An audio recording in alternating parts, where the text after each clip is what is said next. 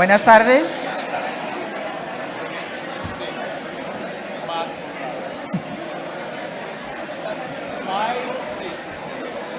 Buenas tardes.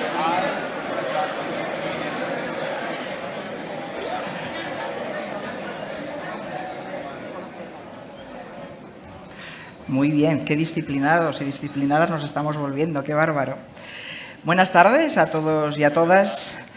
Está siendo un día intenso, pero yo creo que merece la pena este rato que vamos a pasar, esta hora que vamos a pasar, porque tenemos unos contertulios y una contertulia que creo que nos van a ayudar y nos van a iluminar mucho. Les voy a dar la bienvenida a todos ellos después, que los iré presentando. Ahora solamente quería explicaros un poquito cómo vamos a hacer. Esto es una conversación. Lo que queremos es tener aquí una conversación entre cuatro personas que desde cuatro miradas distintas, desde cuatro experiencias y trayectorias y organizaciones que representan distintas, nos van a hacer alguna serie de reflexiones sobre lo que significa trabajar hoy día en un mundo globalizado a través o desde organizaciones globales. Hoy por la mañana Patricia Reyes nos decía que muchas cosas han cambiado en estos 63 años, ¿no? Desde Venezuela, Madrid a Madagascar, han cambiado muchas cosas. Sin embargo, revisando cosas de Velaz, encontré una frase de 1973 que la copié porque me pareció interesante. Decía Velaz: la unidad internacional de fe y alegría, en nuestro caso continental, y luego ponía entre paréntesis, por ahora, hay que elaborarla inteligentemente. De esa unidad internacional derivará un enriquecimiento mutuo y la fuerza para acciones muy superiores a las que hasta ahora hemos emprendido. Eso fue en 1978. Y sin embargo no será hasta 1986 que 10 Fe y Alegrías existentes en ese momento deciden crear la Federación Internacional de Fe y Alegría. Hoy son 22 países los que forman la federación y, según hoy mismo por la mañana nos decía y nos recordaba el padre general, no parece que esto vaya a parar aquí, sino que parece que hemos cogido carrerilla y que estamos en una etapa de crecimiento. Sin embargo, muchas cosas han cambiado, efectivamente, el mundo ha cambiado mucho. La globalización ha traído oportunidades, pero también es una historia de oscuridades, ¿no? Y han aparecido nuevas expresiones de la pobreza, nuevas formas de exclusión, nuevos retos que organizaciones como las nuestras intentamos abordar. Es en este contexto en el que los cuatro invitados que tenemos aquí trabajan y en Fe y Alegría siempre nos gusta escuchar a otros, aprender de otros que nos ayuden con sus miradas a completar la mirada y la reflexión que nosotros nos hacemos. Por eso hemos invitado a cuatro personas que, además de que son conocedores de lo que hablan, son, creo que, grandes amigos de Fe y Alegría y también de muchos de los que estamos aquí. John Dardis, empiezo por mi derecha, es irlandés y jesuita. Ha trabajado fundamentalmente en comunicación durante los primeros años, pero después parece que rápidamente te dedicaste más a temas de gobierno de la compañía, fuiste provincial en Irlanda, fuiste presidente de la Conferencia de Provinciales de Europa y ahora eres asistente en la curia para el discernimiento y la planificación apostólica. Exactamente, ¿verdad? Brava.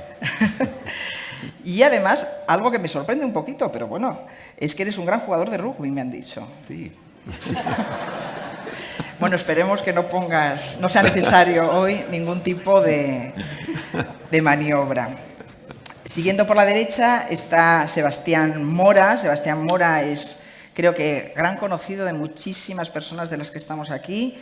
Es un hombre que ha sido investigador y docente y ha trabajado en intervención con colectivos de exclusión, en drogodependencias, con personas sin hogar, en temas de inmigración. Tiene una trayectoria muy larga. Fue secretario general de Cáritas en España y director ejecutivo de la Fundación FOESA, la fundación que elabora los informes sobre exclusión y pobreza en España.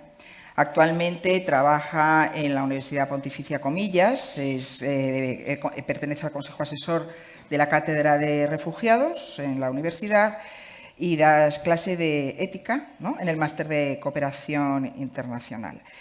Creo que vamos a tener quizás un conflicto después, porque él es un gran cocinero, pero parece ser que también lo es Tom, que dice que es cocinero y jardinero, además de jesuita.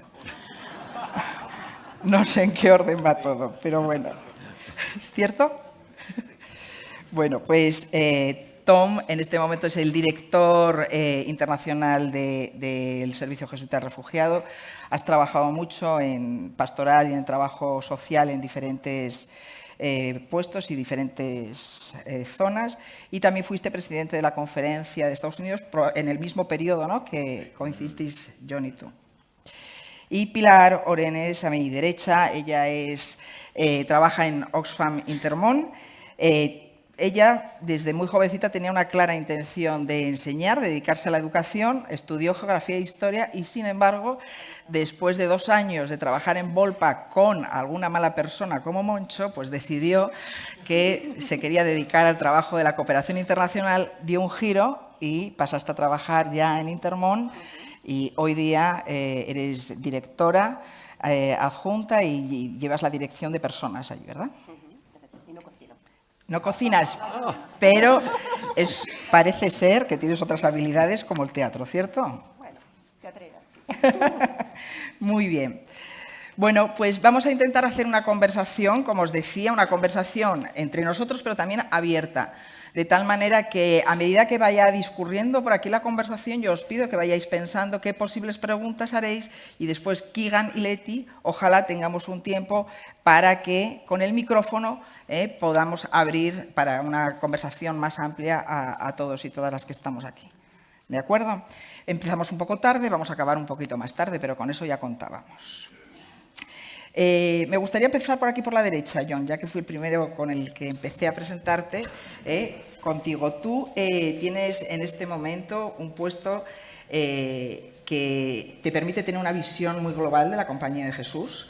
Las últimas congregaciones generales de la Compañía mencionan repetidamente en los documentos finales y en diferentes decretos el trabajo en red como un modo de proceder que es necesario para dar respuesta y para dar una mejor respuesta a las necesidades de hoy día, de un mundo globalizado. Sin embargo, para una organización como la Compañía de Jesús Internacional, con más de 400 años de historia, trabajar de manera internacional no es algo nuevo. ¿Qué tiene de novedoso la apuesta que ahora se está haciendo de manera reiterada por trabajar en red dentro de la Compañía de Jesús? Lo siento, pero hablaré en inglés. Reach for your things. Ahora vivo en Roma y es imposible para mí hablar español. So I will have to speak in English. If she gave me a gin and tonica, maybe I could speak more Spanish.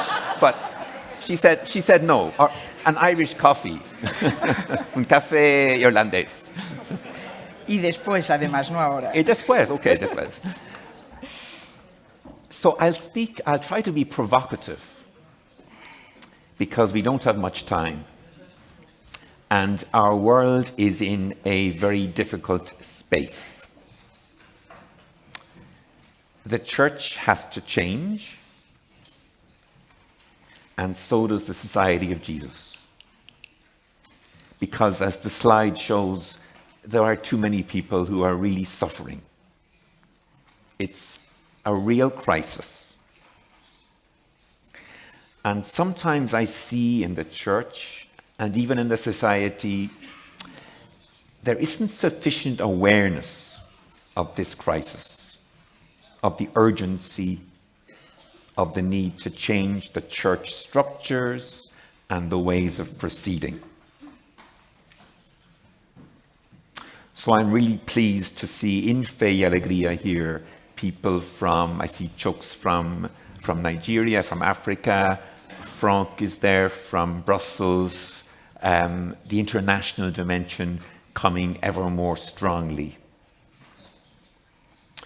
The society, it's a unique brand. It's respected in the world, in the church. We have diverse sectors, education, social, spirituality, and a global reach. So many countries. Diversity, the society today. And we've got a pope, I love this picture, a pope who uses Ignatian language.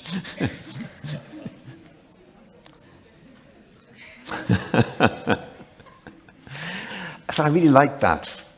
And we talk in the society, General Congregation 36 talked about networking. But to be honest, I think we struggle. When I used to meet provincials and say, what do you think of networks? They'd say, oh, very important, crucial, vital. Then I would say, would you have 2 men to give to this network?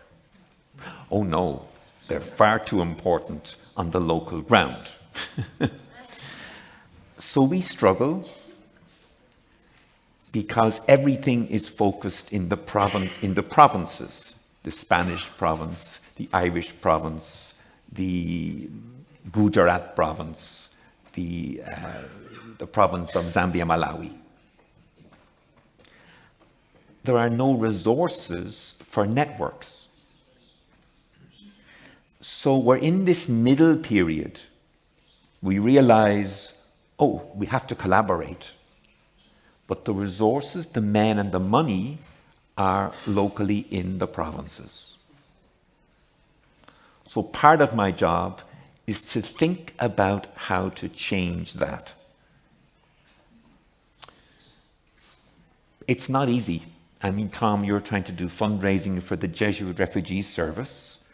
It's a global network, but everywhere I go and I hear about networks, Jose Ignacio, the refugee service in Europe, we really struggle to concretize. So I'm starting with the problem. Lucia said, we'll have some answers. We've been existing for 500 years. We have a strong tradition, but that tradition has to move. We have to change. Jose Mesa working in education, the education network. What a fantastic network of Jesuit schools, struggling for money, struggling for resources. I'll stop there. Muy bien. Now that I've provoked things. Bueno, para empezar está muy bien, ya nos has lanzado unas cuantas provocaciones. Sebastián, trabajar en redes globales, parece que todo el mundo entendemos que posibilita dar respuestas más eficaces a problemas que necesitan ser abordados de maneras distintas. Decía antes, hay manifestaciones de la pobreza que en algunos casos están cambiando, las desigualdades están aumentando. Hoy hablábamos del cambio climático. La movilidad humana está adquiriendo unas cifras ya insostenibles. Desde un punto de vista ético, tú que trabajas en este momento y que te dedicas a estudiar y a profundizar sobre la ética, ¿cuáles crees que son las razones por las cuales organizaciones como las nuestras, organizaciones como Fe y Alegría y organizaciones de iglesia deben articularse, deben dar este salto, trabajar en redes y que estas redes sean globales? Sí. Habría muchas, ¿no? Yo he escogido 3 por seguir una estructura trinitaria, ya que estamos en este contexto, ¿no? Y el primero y el principal yo llamaría por un imperativo de realidad. Decía John, la realidad está llorando, la realidad está sufriendo y la realidad nos clama a tratar de atenderla como merece. Y el primer imperativo es ese imperativo de la realidad. Tenemos una cierta tentación de generar redes sin realidad. Y la realidad es la que va siempre por delante. Dice el Papa continuamente, la realidad es más importante que la idea, la realidad es más importante que la red, diría yo. Y por eso el primer imperativo no es generar una red. El primer imperativo es atender, escuchar, oír, acoger la realidad. Y es verdad que esa realidad se manifiesta desde lo local, pero también todos somos globales. La realidad es global y por eso nos implica a tener que trabajar para atender ese sufrimiento desde una realidad que también es global, pero desde la prioridad de la realidad. Yo creo que llevamos años, desde el ámbito de las organizaciones sociales, predicando muchas veces una ética ideal sin realidad. Y tenemos que empezar a trabajar una ética encarnada desde la realidad para producir la idealidad. Y de ahí el segundo imperativo de trabajar en red, que yo lo llamaría el imperativo utópico o el imperativo de transformación de la realidad. El imperativo de la misión, en definitiva. Nuestra misión no es generar redes, nuestra misión es transformar la realidad. Y las redes son un instrumento para transformar la realidad, para generar ese reino de Dios que queremos anticipar en la tierra. La red es un instrumento. Éticamente, el único fin son las personas. Los demás son medios y son instrumentos. Y desde ahí tenemos que verlo. Y tenemos que huir, además, de una cierta sensación, y permitirme que lo diga en un tono aquí fraternal, de si no pones una red en tu vida no eres nada. Ponga usted una red en su vida. Bueno, tendré que poner las redes que generen cambio en la realidad, que transformen la realidad, que le den la vuelta a este mundo que tanto está llorando.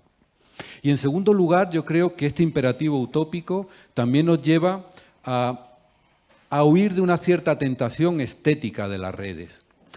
Porque al final parece que el generar redes es generar una especie de musculatura ética o de musculatura de presencia para decirle a los demás lo fuerte que somos, aunque no cambiemos nada de la realidad.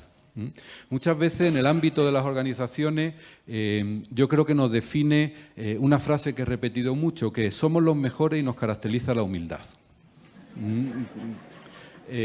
Bueno, el imperativo utópico nos lleva a decir, no sé si somos los mejores, no sé si somos los peores, pero estamos empeñados en cambiar la realidad.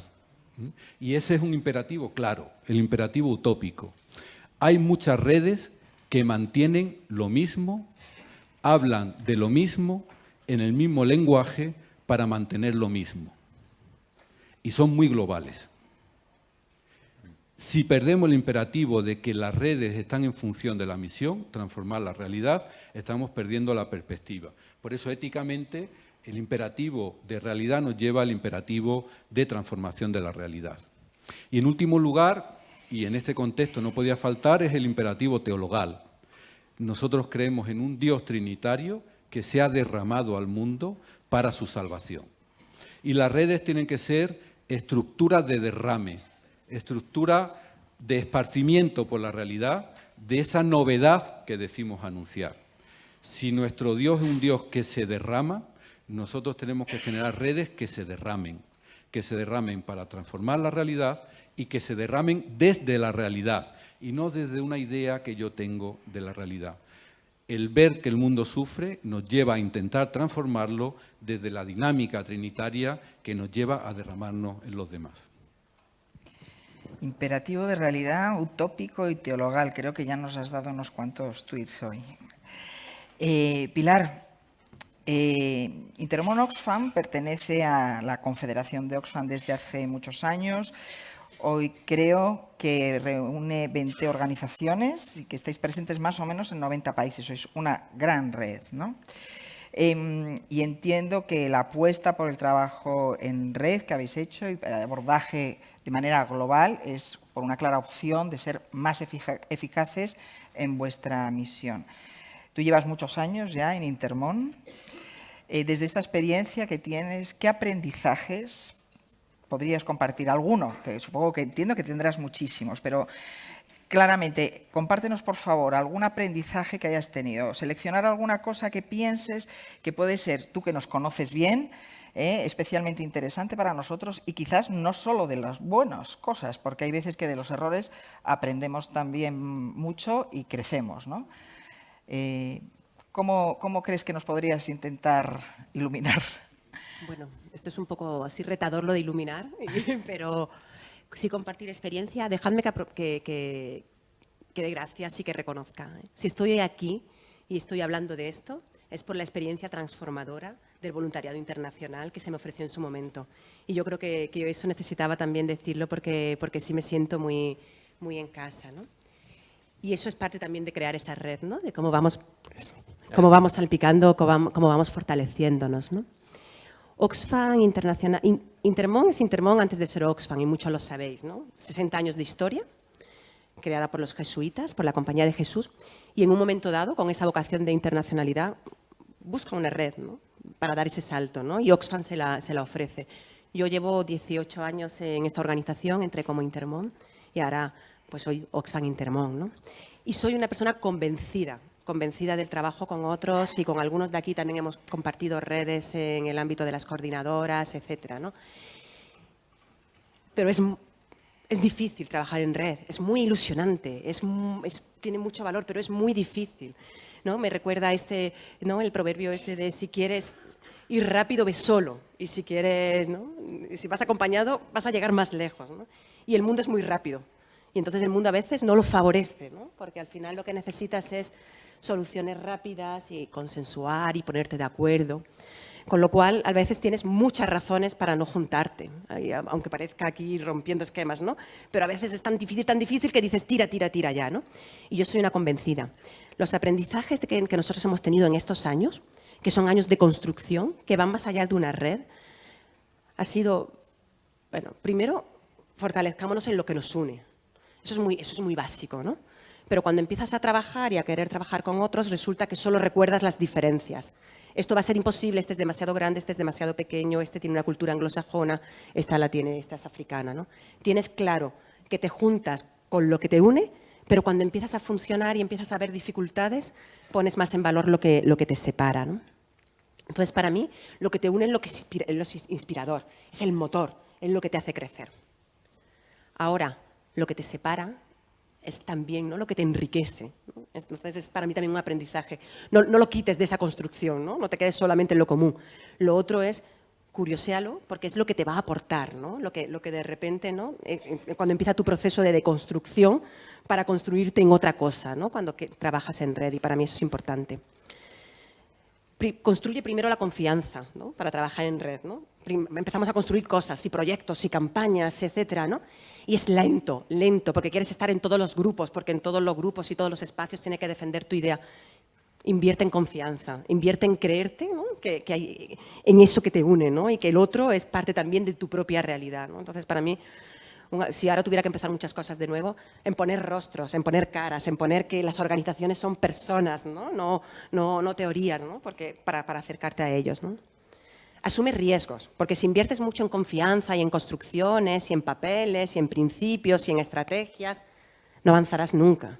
Nunca harás nada conjunto, ¿no? Entonces, ese equilibrio de empieza a dar pasos, ¿no? En acciones, ¿no? Me voy mucho a la acción, pero bueno, es las experiencias, ¿no? Es decir, asumamos riesgos, hagámoslo junto, ¿por qué no? Es que es difícil, ¿por qué no? Intentémoslo. Luego hay medidas, ¿no? Para sopesar eso. El tema de la cultura y la identidad. A veces es un poco una excusa. Es que la cultura, es que es mi identidad. Es que claro, ¿no? Si me junto las culturas se transforman y las identidades se transforman, ¿no?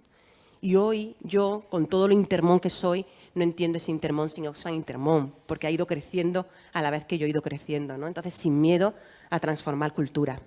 En una sana tensión, todo, ¿eh? Esto es un sin vivir, ¿no? ¿Qué cosas quieres hacer juntas para ser más potentes, para ser más fuertes, para ser más eficaces y, por lo tanto, para compartir más servicios? Pero a la vez quiero estar cerca, quiero mantener mi ideología, mi cultura, quiero estar... Entonces es paso que doy para el centro, paso que descentralizo. Y cada uno tiene que ir investigando en qué momento está, ¿no? Nosotros empezamos a hacer campañas, respuestas humanitarias y nos vamos acercando cada vez más. Pero hay un momento que dices que no quiero ser, ¿no? No quiero ser una organización, porque no soy una organización, soy una confederación. Y la confederación se caracteriza por esos poderes compartidos. Y voy a aligerar.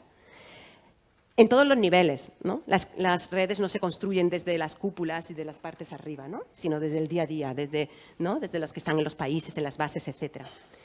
En lo bueno y en lo malo.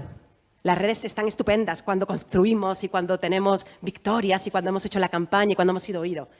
Y cuando vienen las crisis, y nosotros tenemos alguna reciente y que muchos de vosotros conocéis, es cuando las redes se tambalean. ¿Merecía la pena esto? ¿No? Porque te contagias de lo bueno y también te contagias también de las dificultades y de los retos. Y es en ese momento, ¿no?, donde también pues lo sufres, pero también te haces fuerte, ¿no? Y las redes desde los liderazgos de las personas también, ¿no? Si quieres redes que construyan, que sean colaborativas, que sean abiertas, necesitas personas llamadas a trabajar en red. Y eso significa liderazgos de gente que se desviva por entender al otro, por colaborar, ¿no?, por construir, y si no tienes esa gente es muy difícil avanzar, ¿no?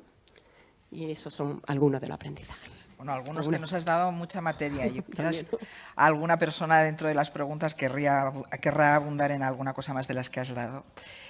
Tom, tú que has sido presidente de una conferencia de provinciales como la que es muy grande, y que en este momento eres director de una grandísima red. ¿En cuántos países está en este momento el SJR? Estamos en 53 ahora. En 53 países. Desde dentro del SJR, y conociendo como conoces bien también a Fe y Alegría, Más o menos. Bueno, creo que nos conoces bastante bien. ¿Qué dificultades, qué oportunidades crees que enfrentamos, organizaciones como el SJR y Fe y Alegría, para realmente dar saltos cualitativos en esta apuesta por el trabajo global? Bien. Antes de llegar a Roma yo hablaba español. Adesso parlo italiano. Una mezcla de Italian and español. So I'm going to respond in English. But if you want to speak with me afterwards, I'll be happy to practice my Mexican Spanish with you. Lucia, thank you for the question. And just a clarification, Fe y Alegría is really a network of a federation. JRS is a networked organization. We are one organization which operates in a number of different ways and has some characteristics of a network, but we're probably not a network per se, at least not the way Danny V. in a way describes networks. As we talk about this network question, I think and kind of thinking about this for myself, I think the whole technology question has given us a different flavor of networks. And so if I could answer that, what are the opportunities and what are the challenges, especially that the technology of networks offers us now? Because we can do things in the network context that we could not do 5-10 years from now. I think the opportunities are fairly obvious, and I think the challenges force us to go deeper. To me, the most obvious opportunity is that we can share information that we weren't able to before. We can share it in real time. We can share it in ways that are powerful through videos, through pictures, through podcasts. There's an intimacy in the way that we share information now that allows us to experience much more deeply what is going on in other parts of the world and other organizations in a way that we could not do previously. And that has the power to really change things, and I think we are seeing that happening. I think the other thing that it does, and I, as somebody who's been working in organizations for a long time, I think it gives us a chance of really doing an important value for the church even better. Subsidiarity, I think, is ultimately an outcome of better information. If I, at the local level, am more aware of what you are doing on the other side of the world, and you tell me how you did it and I put it into my context, I think that value that we always want to have decision-making and authority at the lowest level possible actually becomes more possible. I think, interestingly enough, with that also comes things like transparency and accountability, which not everybody wants when they've got subsidiarity, but I think are also good practices for us. The challenges, I think, in a sense, go somewhat deeper, and I think the other panelists have already talked about them. Sebastian, I totally agree with you that the networks do not exist in and of themselves. They're always for mission. They're always for the reign of God. But I think this technological world presents presents more of a challenge to that. There's a U.S. thinker called Alan Jacobson, and he uses the idea of solutionism, that the technological world is going to be our solution to everything. And especially when we look at our phones, when we look at the possibilities of networks and all these things we can do, that is just going to fix everything. And the temptation out there, it's an idolatry, frankly, and we all love idols. But the temptation with the way that technology has evolved, the way that we're all so wedded to it, whether we're good at it or not. I'm a techno-peasant, but I still get involved in technology. There's a real temptation there to stay in the sort of joys or the sort of addiction of the network technology rather than seeing where does it take us. And I think the other challenge, and this is what you were saying, Pilar, it ties into that, the enthusiasm that the networks draw us together. One of the dangers or one of the risks that we take is the homogenization of networks. Let's be honest, I as a native English speaker have a power in a network that others don't, because I speak the imperial language these days, which was Latin or which was Quechua or which is whatever, wherever, some other place. How do we make sure in our own networks that people whose voices do not necessarily get heard as easily, or maybe would not be necessarily inclined to participate in the way that I or any of us are comfortable in participating, how do we make sure that those voices get heard? So it's, in a sense, if the subsidiarity thing is actually going to work, we have to make sure that we do that. And because some of us have more opportunities even in a network, I think we have to take that very, very carefully. Continuemos con el SJR, Tom. A mí en alguna ocasión me preguntan, ¿no? Cuando hablo que voy a una reunión de la federación y que trabajo en red y que, bueno, pues alguna vez me hacen alguna pregunta así un poquito incisiva. Si pensamos en las personas con las que el SJR está comprometida, quien quiere servir, acompañar y defender. Cuando hablamos de este trabajo en red, en trabajos globales, realmente, ¿qué ventajas le supone a la persona refugiada de Sur Sudán los esfuerzos que hacemos por trabajar en red? Permíteme, English. Let me go a bit back to that. So when you first asked John his question, and you talked about how the previous congregations have been talking about networking as a critical piece. Well, John's title is he is the Director of Discernment and Planning. And that is also a key piece in GC36's document. The importance of doing discernment and planning together. And I think if we're going to do this global networking piece well, we have to do discernment and planning at a global level. Not just kind of at individual levels, or not just kind of I do my thing, or we've got the Jesuits doing the discerning and the lay people doing the planning, which is where we were 15, 20 years ago, and maybe still are in some places.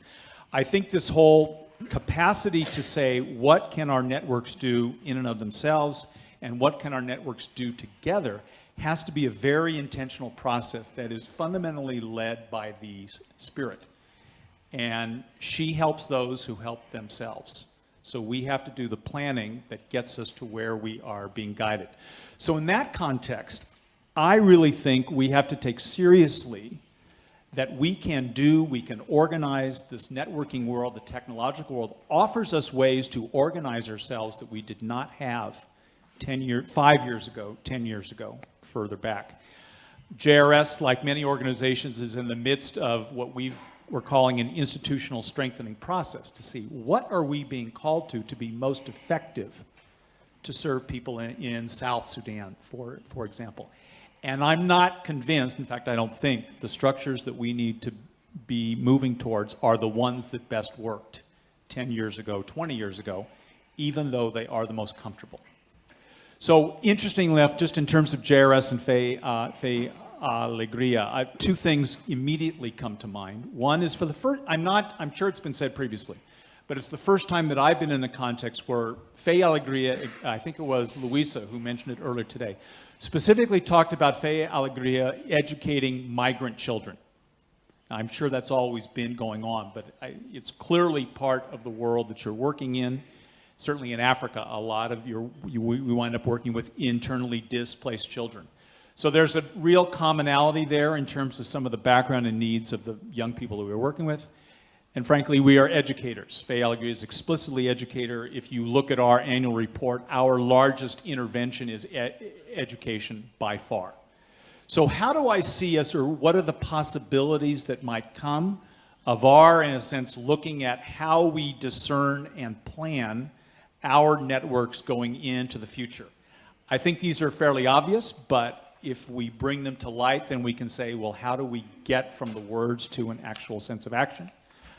3 things. I think if we do it right, there are more voices heard, and there are more stories told, and I am convinced that it is stories that change people's hearts. We can blather on about statistics, but when you meet a child, when you meet somebody, that's when we begin to see a different reality.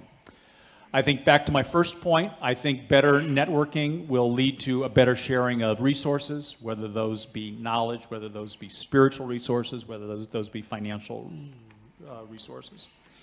And I think I want to go back to one final thing. A couple months ago, I heard Father General he gave a talk to the social assistants in Rome. And he talked about we should do the best that we can.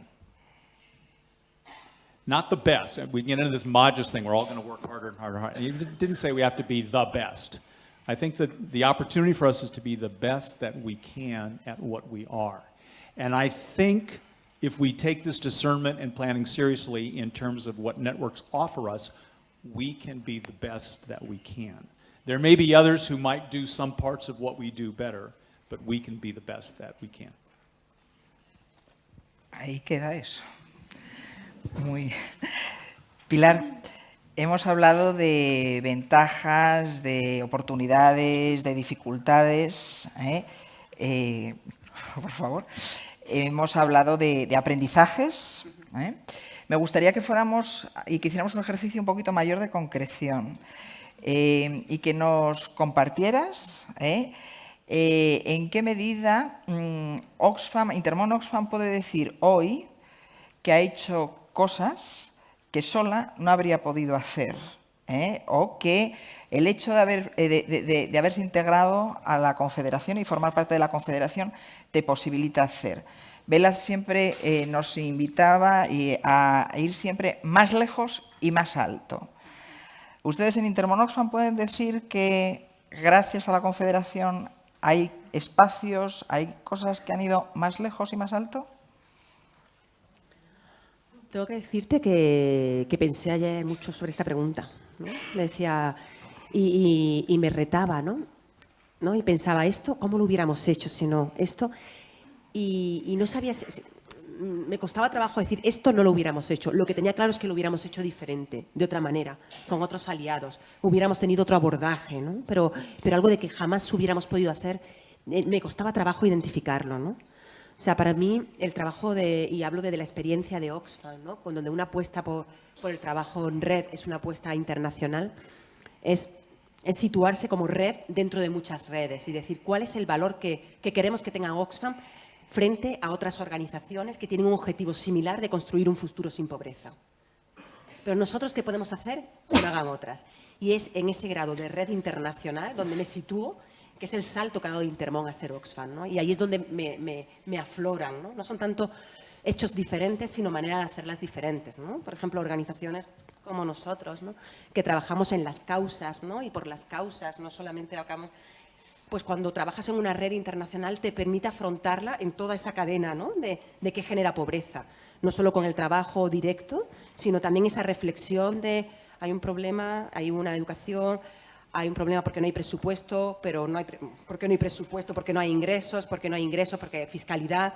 Entonces empiezas a afrontar, ¿no? el problema de todas las esferas. Y eso nos lo ha podido dar, nos lo da Oxfam, ¿no? Si Intermón solo a lo mejor se hubiera quedado en una parte o en otra y hubiera sido complementario a otras, ¿no? Esa visión de Oxfam es un poco más amplio, ¿no? Hemos apostado por ser una organización de influencia. Y ser una organización de influencia en una red internacional es más potente, ¿no? Hemos apostado por tener micrófonos en los sitios de poder.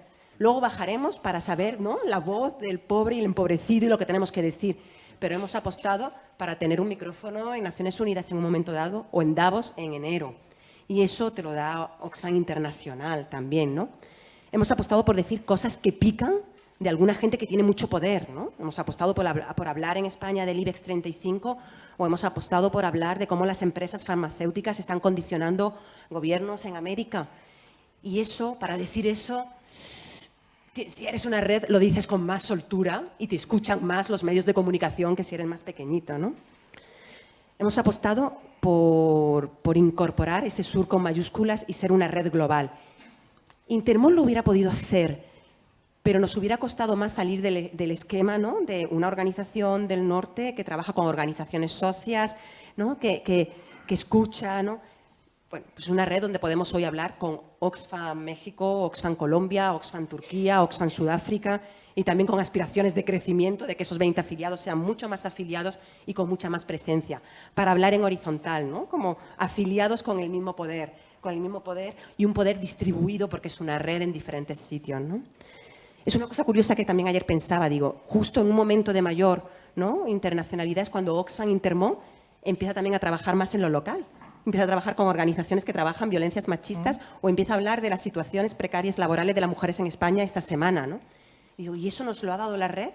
Nos lo ha dado el contexto, nos lo ha dado una pobreza que no tiene fronteras, está claro. Pero yo creo que también el hecho de trabajar más, de decir, bueno, pues hay un Oxfam México, un Oxfam Colombia, ¿qué tiene que mirar Oxfam Intermón hacia adentro? Y antes a lo mejor solo nos proyectábamos hacia afuera, ¿no? Nos ha dado tener una visión. Esta mañana miraba la web y decía, ay, la web de Oxfam Intermón, y le contábamos a la gente el terremoto de Indonesia, lo que está pasando en Yemen, lo que está pasando en Siria. Bueno, el poder tener una visión un poquito más global que X países, ¿no? Nos ha dado Oxfam Intermón sabe hoy un poco más de actuación humanitaria en países de conflicto, porque nos hemos aliado con Oxfam Gran Bretaña. Si no, ese aprendizaje lo hubiéramos sacado de otro sitio, pero aprendes de otros, ¿no? Y sabemos algo más de feminismo y queremos ser una organización más feminista porque nos aliamos con Oxfam Canadá, ¿no? Aprendes de otros, ¿no? Y bueno, también una miradita a lo interno, ¿no? Nos ha dado a las personas que trabajamos y a los que colaboramos con Oxfam pues una visión un poquito más global, ¿no? Nos ha dado posibilidades de desarrollo diferentes, de talento, de crecimiento, de ser gente con una visión así que entiende otras, y eso, bueno, pues también es un punto añadido. Nos ha dado cosillas, ¿no? O sea que Sí, yo sí, creo sí. que... Os ha dado cosas. John, ahora vamos, una pregunta para ti. Tú que conoces la compañía bien y desde el puesto en el que estás, y pensando en Fe y Alegría, que por décadas ha sido un movimiento eminentemente latinoamericano y caribeño, y que ya no lo es tanto y que hay que ir entendiendo que cada vez somos más globales, desde tu visión tan amplia que tienes, el conocimiento que tienes de una compañía universal, plural, muy diversa, compleja, ¿qué actitudes crees que tendríamos que cultivar en Fe y Alegría, desde tu perspectiva, y qué cambios personales y también institucionales crees que deberíamos de ir abordando para promover mejor esta concepción y esta mirada y este trabajo de ser un movimiento global? Thank you. I'll continue in English because the gin tonica hasn't arrived yet. This is still water. Voy a probar. Just let me underline something that Tom said about language. Ignatius, we're rediscovering in the society a thing called spiritual conversation. The underlying foundation is that God's Spirit works in every person, in every Christian, in every person. And how we listen to each other matters. Frank Chanan, who was up there, he's an expert on spiritual conversation. So it's a formal way of ensuring that groups work well and listen and can discern. Not complicated, worth trying. I've put on the slide there, Fe y Alegría, a bridge to a new world. To underline the world, the global dimension, a bridge to a new world. Nice photograph, eh? It's Ireland. And we're all part of this body of Christ, with the Spirit speaking to each one of us. So what attitude? First of all, gratitude. Ignatius said, the biggest sin is ingratitude, not being grateful. Gratitude. There's a quote from Meister Eckhart there. Oh, there's not, sorry. I've forgotten to advance the slides. There we go. Gratitude. If the only prayer you say in your life is thank you, that will be enough. It's a great quotation. So gratitude for each other is the foundation of good ministry. Gratitude for my gifts. So networking, yes, yes, yes. One attitude to develop is gratitude. And then we can develop all these other, a sense of trust, a sense of sharing. And of course, we need conversion. Our hearts and our structures need conversion. Tom talked about big horizons. I would say, as Fe y Alegría, take yourselves seriously. There's always a risk of being 22 little organizations and missing the fact that you're delivering a huge liberation. The picture there is, I've chosen it deliberately, for 1.6 million children. A big horizon. Plan with that big horizon. I don't know what you need to do that, but the risk in the Society of Jesus, and maybe in yourselves, is to plan with little horizons. So the Irish province plans about Ireland, spends its money on Ireland, and misses. It's like a camera zooming back and misses the important things. And Ignatius says, draw back and, like the Trinity, look at the world. So the Ignatian invitation is, don't dream too small.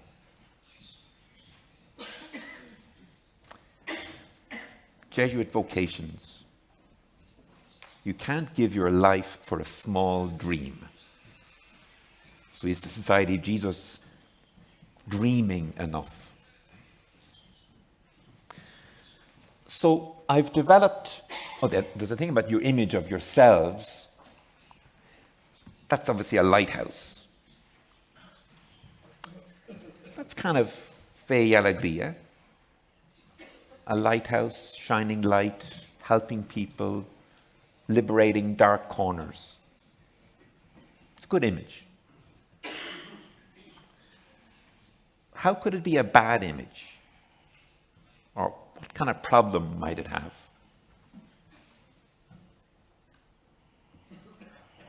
Anybody shout up an answer? Too shy. No. The light could go off, the bulb could blow. It mightn't be in the right direction. It's all alone.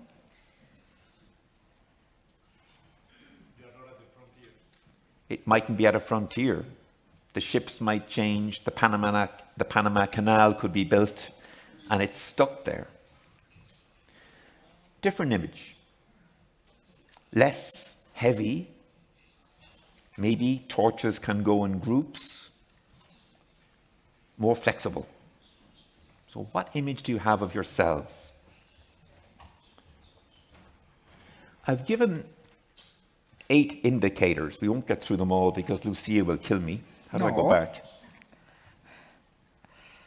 8 health indicators for a good network. The first is what, you can see I'm very technological. The first is passion, what you said, Sebastian. Networks don't work if it's just keeping the thing going, keeping the system, The wheels are turning, but the car is not going forward. Passion. Where's your heart? How's your heart? I'm still a Jesuit because of two things.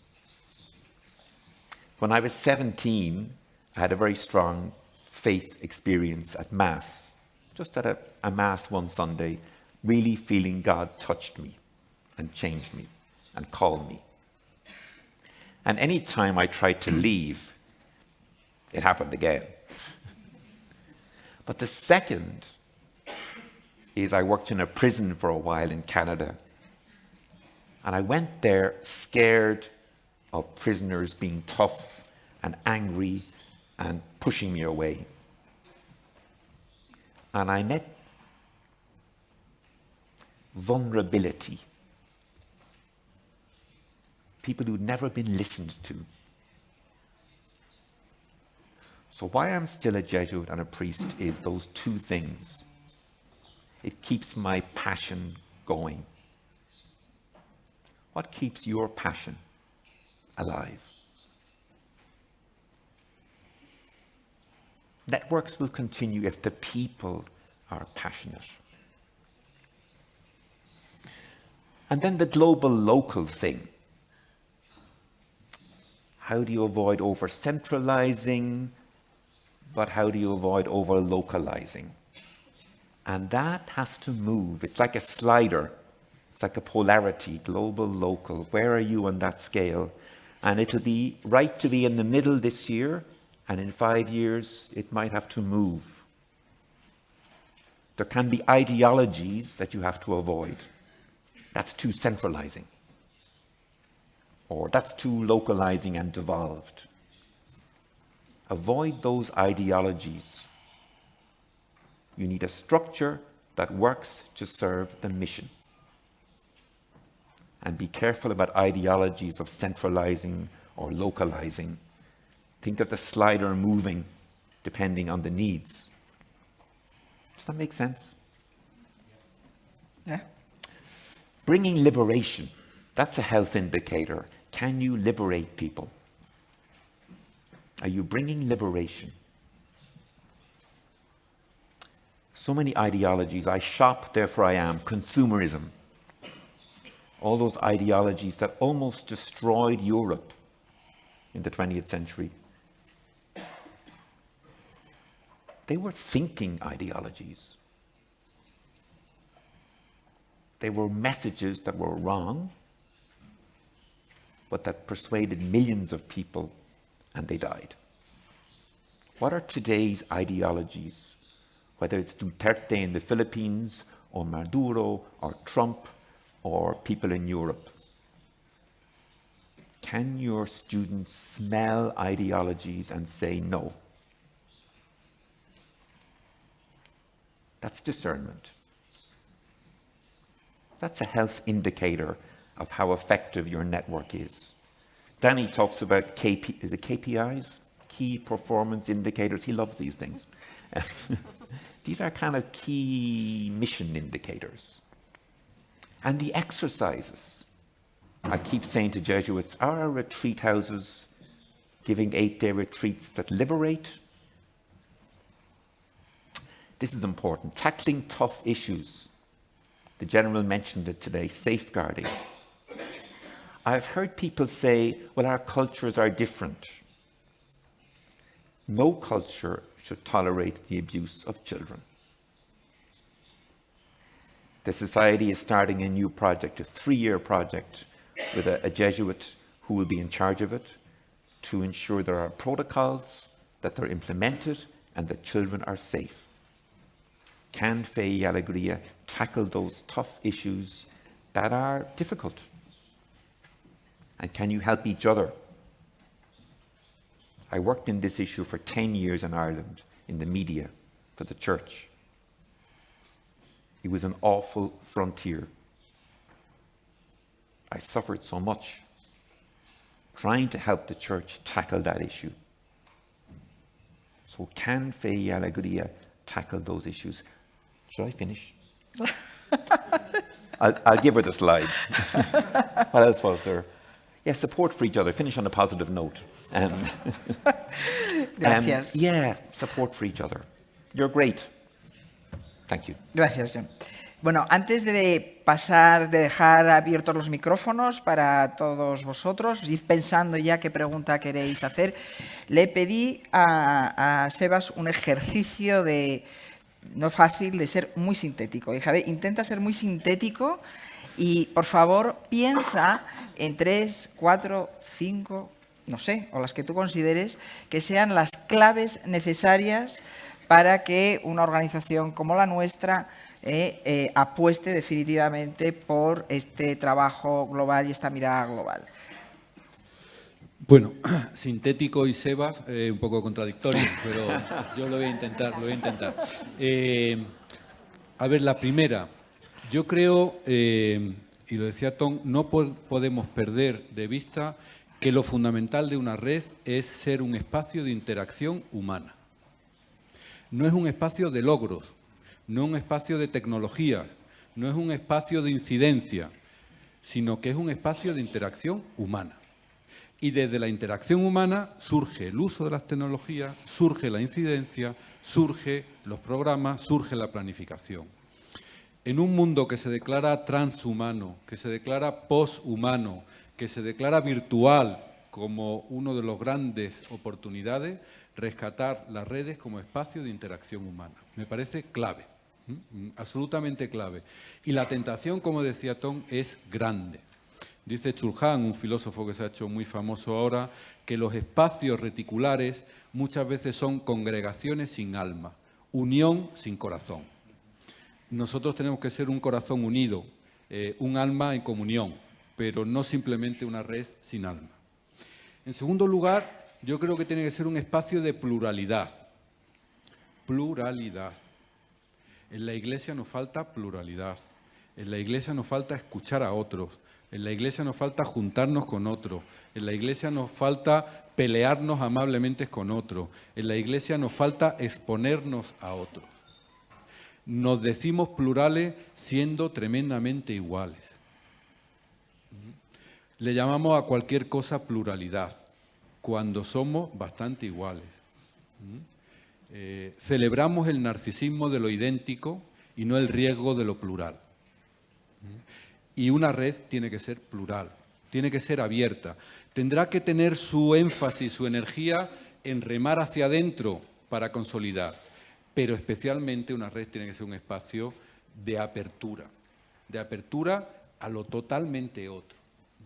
Yo muchas veces creo que si en la Iglesia, si en las redes, si en las organizaciones de Iglesia tuviéramos esto claro, de que los otros tienen mucho que enseñarnos, que los otros saben más que nosotros en muchas cosas, que los otros tienen muchas razones, muchas pasiones también que nosotros no entendemos, sería un paso adelante grande. En tercer lugar, yo creo que una red tiene que jugársela mucho en lo que son las definiciones de la realidad. Yo digo que una red tiene que ser una comunidad epistémica, una comunidad de conocimiento. Mirad, nos jugamos mucho en muchas cosas, pero lo que está en juego ahora encima de la mesa es cómo definimos la realidad. ¿Definimos la migración como un proceso de colonización del sur al norte? ¿O definimos la migración como un proceso de acogida a hermanos y hermanas que vienen de otros países? Ahí es donde nos la jugamos, en cómo definimos la realidad. Fijaros, ni siquiera en cómo cambian las leyes. Tenemos muchas leyes muy buenas que son aplicadas muy mal porque la definición de la realidad es totalmente la contraria.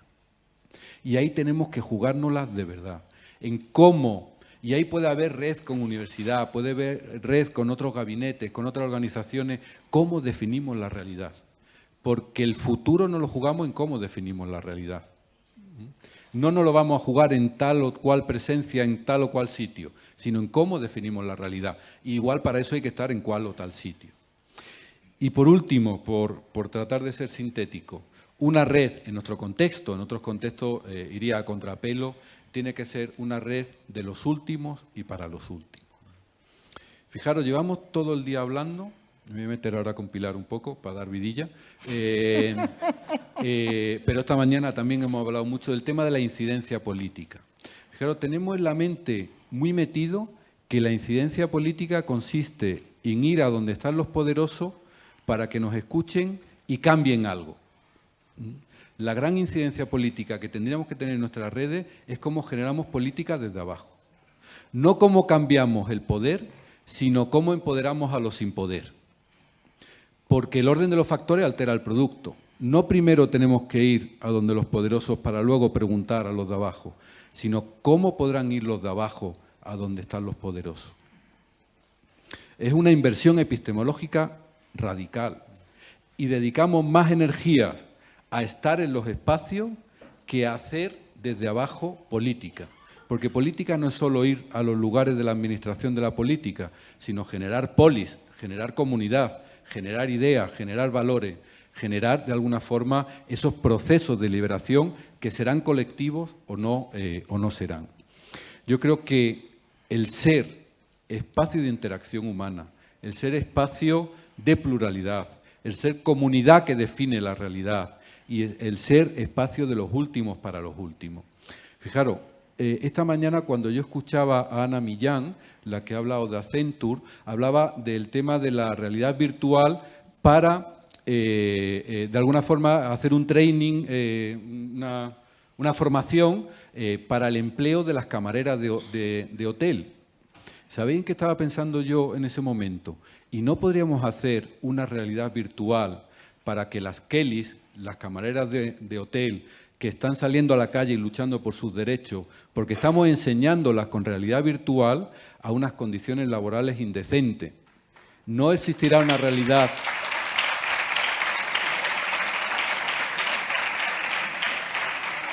Una realidad virtual para educar en derecho y para empoderar en derecho es la misma tecnología, una construye reino y otra manda al infierno.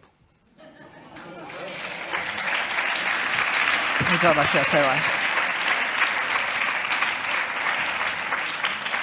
Muchas gracias, Sebas, muchas gracias. Mira, estamos regular de tiempo, pero empezamos tarde. Yo creo que me daría mucha pena que no hubiera oportunidad de que alguien pudiera hacer una pregunta. Creo que Keegan, Leti están por aquí con micrófonos. Ana está ahí con un micrófono. A ver quién se anima a hacer alguna pregunta. Yo creo que tendríamos tiempo para una o dos preguntas.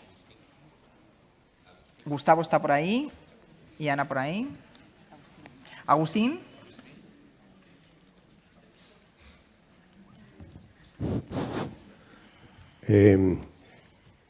Me han gustado mucho tus intervenciones, Sebas, sobre todo la primera, y luego todo lo que has insistido en el tema de la realidad. Yo quisiera ver cómo puedes articular ese sentido, claro, haber pasado por Cáritas tantos años y ver realidades, no realidades y realidades. ¿Cómo se compagina esto con las redes?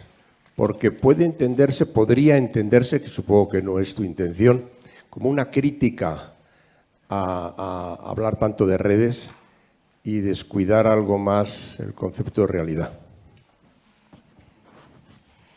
Sí, de alguna forma he cargado la tinta en la crítica de las redes, porque creo que las redes pueden ser buenas o malas. Que el hecho de decir estoy en red no es una cualidad ética, sino una cualidad organizativa. Sin embargo, lo que otorga una cualidad ética a la red es cómo funciona, cómo utilizando los mismos medios organizativos y técnicos se ponen al servicio de los últimos. ¿Y cómo podría ser? Pues las redes tienen una potencia muy grande de conocer la realidad. Desvelemos la realidad. Tiene una potencia muy grande en dar participación a todo el mundo. Demos participación desde abajo. Empoderemos desde abajo también en las redes. Demos participación a la última persona que está en el último pueblo, al que llega Fe y Alegría o cualquier otra organización. Y eso nos permite tener una realidad muy activa de participación. Nos permite conocer a otros, con otros valores, con otras culturas, con otras lenguas, con otras... tenemos una potencialidad inmensa, pero a veces nos quedamos un poco en la estética de la potencialidad, ¿no? Fijaros, yo os invito en un minuto a que cuando lleguéis a vuestra casa hagáis una contemplación frente a la lavadora. Porque creo, no es verdad, una experiencia personal. Digo, yo bajé a recoger la lavadora y estaba centrifugando en ese momento. Centrifugando, para quien nunca haya puesto una lavadora, espero que todo el mundo... Es cuando al final la lavadora va muy rápido para secar. Mira, yo me quedé mirando la lavadora y yo me vi muy reflejado en la lavadora. Yo dije, yo soy lavadora. Yo soy lavadora. ¿Por qué? Porque la lavadora daba vueltas muy rápido, pero no se movía del mismo sitio. Estaba siempre en el mismo sitio. No cambiaba su estructura asistencial, se movía desde el mismo sitio. Es verdad, cuando la lavadora está viejecita dan saltitos, pero esta estaba nueva. Esta estaba nueva. Bueno, la realidad de las redes muchas veces es el centrifugado de las lavadoras, que da vueltas a una velocidad inmensa, compartiendo infinidad de datos, pero siempre en el mismo sitio. Siempre asumiendo que no nos movemos. ¿Y qué pasa cuando da tan rápido vuelta esa lavadora? ¿Qué pasa cuando nuestras redes van tan rápido? Algo que nos decía Pachi esta mañana. Si observáis, el centro se queda vacío, porque la ropa se pega a la superficie. Cuanto más rápido, más red, más le damos, muchas veces nos volvemos más vacíos, porque acabamos poniendo la fuerza en la tecnología, en la idea, en el proyecto, en la conformación organizativa, en lo superficial, que decía Pachi, y no en el fondo y en lo hondo, que diría Santa Teresa. Entonces, la red tiene que tener esa contrafáctica de la realidad, de lo hondo, de lo profundo y de lo crítico transformador, porque si no, seremos lavadoras a gran velocidad sin movernos nunca de nuestro sitio.